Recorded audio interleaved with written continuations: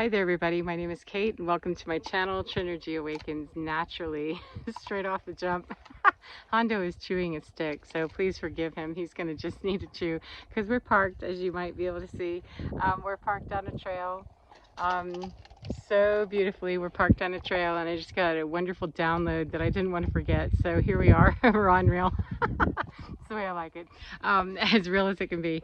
So as I was hiking here with him, we came upon this little area that we're sitting at right now, which might you might be able to see. It's got some freaky stuff for me. I know there's people that scramble and rock climb, and that's not me. I'm already, slightly out of my element, just being at height, right?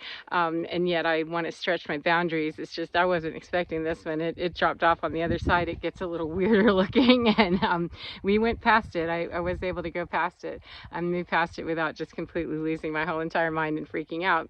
But as we were coming back, and we actually walked a little bit further, it just got to a point of, yeah, I'm not even going to try that. That takes more skill than I know I have, and I'm not going to even try to rescue him to find out what kind of skill he has. And ironically enough, hold on a second, hey, you're not allowed to eat the live stuff. It's okay if he picks up a stick, but no carnage on the living, nope. So anyway, ironically enough, as we were coming back, over top of this, we'd gone, as I said, a little bit past it, and it just got to a point of, yeah, I'm not sure that I can remain safe and not slip. I don't want to endanger him as well. And I don't know what his skill level is, how he might be able to go over that rock pass right there.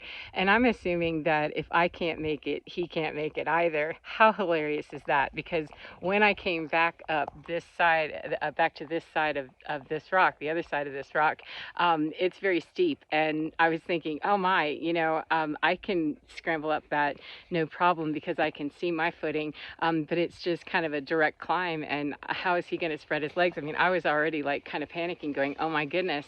I guess he wants to give a demonstration. He thinks he's going somewhere, so forgive me for a second while I work with him. That it just looked like, oh my God, he's going to need to either really do some footing that, or leg work with his feet, that he's got 4 of them. I only have 2. So, I can do that differently than he can. How's that going to work? Otherwise, he's going to have to do a straight up, scale, and he can't do that. And I was starting to feel myself panic. And ironically enough, my dog is one of my greatest teachers. The animals in my life usually are. I have 2 cats and a dog, and they routinely introduce me to myself about my nervous nattering, stuff. And so, yeah, we're going to go into the carnage here and just make it next to impossible for me to get this point across. So anyway, as I was, looking like, oh, how am I going to do that? How can I lift him up? Can I boost his little hiney up? Can I, do this or that? He scrambled right up on top of the rock and just was looking down at me like, you coming? So what I wanted to say is that sometimes, when we're on our path, we worry about others and they worry about us, about our skill level and all of that. And it's because we don't always understand the potential of another person. We don't always know what our own potential is. And we certainly don't know the potential of another person. But in that particular case, I knew my potential when we got to the point of, yeah, that's an incline that I can't, do. I just know I can't. And I'm not geared up for that. It's just not. I don't come out to scramble or rock climb. That's not what I'm here for. And so, and my height, I don't like the height. When it gets too visually disturbing, it can turn into some, weird seizure stuff and just disorientation and all of that. And there's no sense in that. So stretch it where it's reasonable, and then turn around when I know that you're past the point of, possibly no return if you go farther than that. And that's very much guided from in here, not my pride, not my, I wish I could, when I know I'm being a wiener, I know I'm being a wiener, or, the natural world will kind of let me in on that, or I'll get the hint, intuitively or something.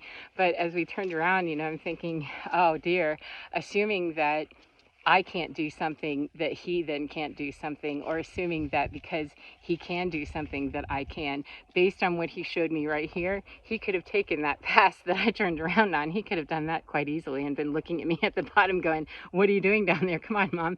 So we're oftentimes looking at other people, other situations, or ourselves, and not understanding our own abilities, much less anyone else's. And, even when we do understand our own, it would not be fair. For the dog, it is quite fair because I'm responsible for him. You know, minors, people that can't really, you know, decide for themselves, animals, that kind of stuff.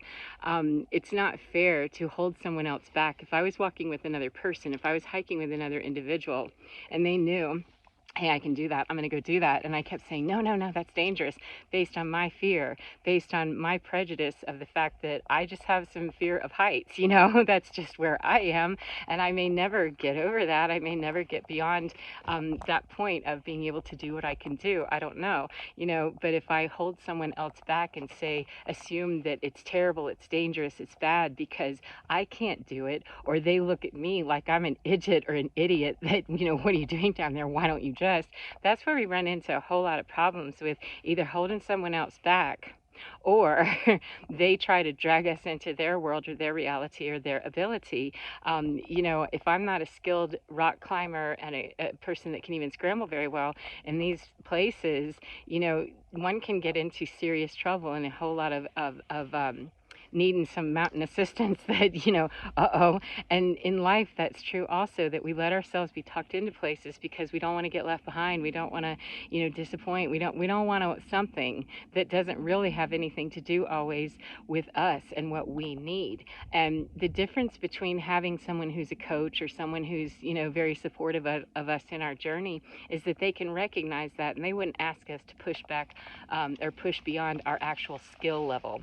And that's a very tedious process. If we don't understand our own skill level and we're trying to help somebody else, that would be somebody standing on the top of that next rock pass saying, come on, Kate, what's wrong with you? Why don't you do this? Or me being at the bottom, not understanding that my ego is involved with don't leave me behind, or my abandonment issues or my whatever would say, don't leave me behind. I don't want to, you know, oh, no, no, no, you shouldn't do that. That would be all the programming, the dense stuff on either side of that, that would get in the way of what would be wrong with me sitting here and doing my thing and allowing, you know, if Hondo were a person that I wasn't responsible for, you know, whoops, he went off the side, whoopsie doopsie, that if I let that other person go and do their own thing, have their own life, fly, be free, you know, do your own thing, you don't need me.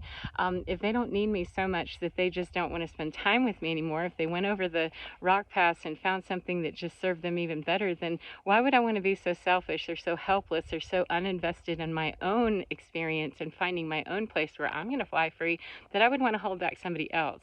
And why would I let them do that to me? And that's really the decisions right now as we move into new energies. Today's new moon, you know, and we're going into Easter very soon. So a lot of things are continuing to break down and denude and go away. And as we're rebuilding, you know, what else can we really look at? What's the new way that we can look at as we go into this age of Aquarius deeper and deeper and deeper, is the investigation of why would I allow someone to hold me back? And why would I want to hold anyone else back? And where might I be doing that?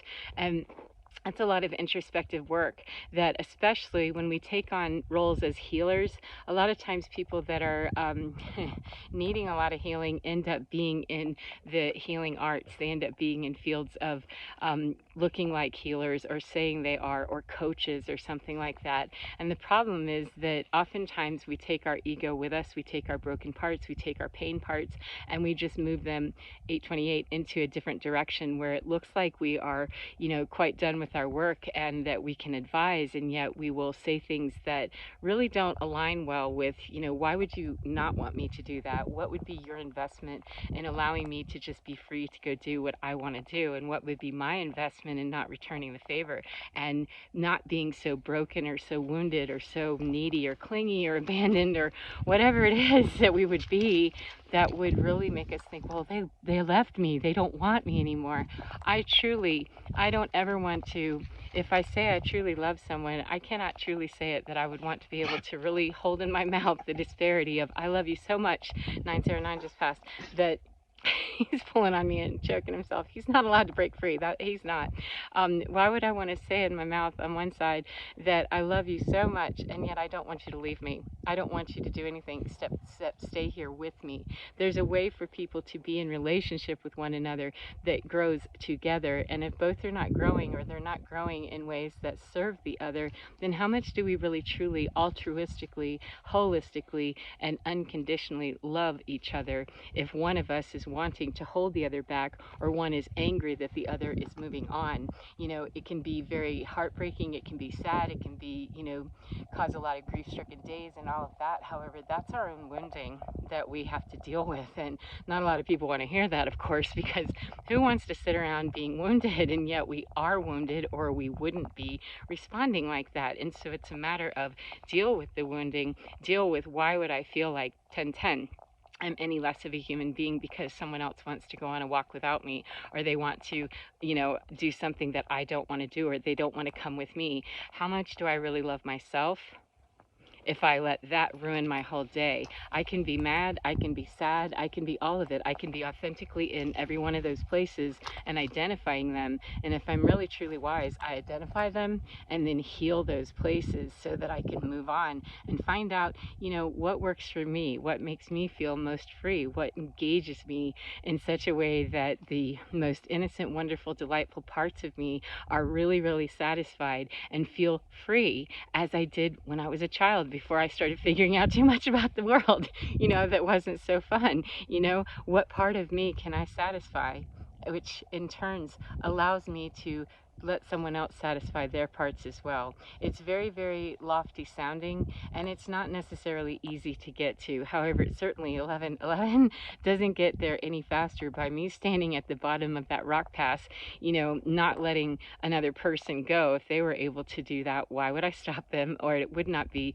better for them to look at me and shame me or say, well, I can't believe that, you know, getting into that whole discussion. You know, my whole mission in life at this point is to hang out in energies and with people and situations that support me, that support my growth, that support my, my desire to continue growing in a healthy and positive way that's for me. 1144, whether other people understand that or not. They don't have to understand that, because the beauty of it is that I don't have to understand what their journey is either. I don't understand what a lot of people in my life throughout 55 years have done. However, I don't have to, because truly, living in an unconditionally loving place, that's hard work enough to just stay that way with myself, much less need to try to understand it through my broken filters of how somebody else could do that to me.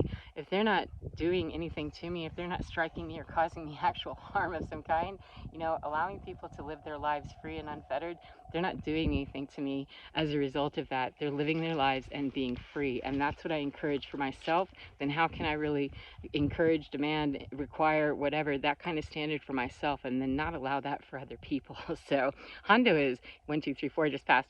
Hondo is getting all kinds of butt hurt. So he doesn't get to run the show because there is a distinction with animals and I'm responsible. So it does not translate to grown human beings, however. So anyway, I'm going to meet his need and mine by getting up and walking and getting this moving on. But that was such a beautiful illustration of what kind of nattering and overdoing and overprotection and control, you know, my fear cannot get in the way of what he can actually do. He's just not a human. However, it made a great illustration. So I hope that no matter what part of the day you're in, you're enjoying it, my friend, and get within, because you're divine. It's absolutely fine. Take care, and I will see you again next time. Goodbye, friends.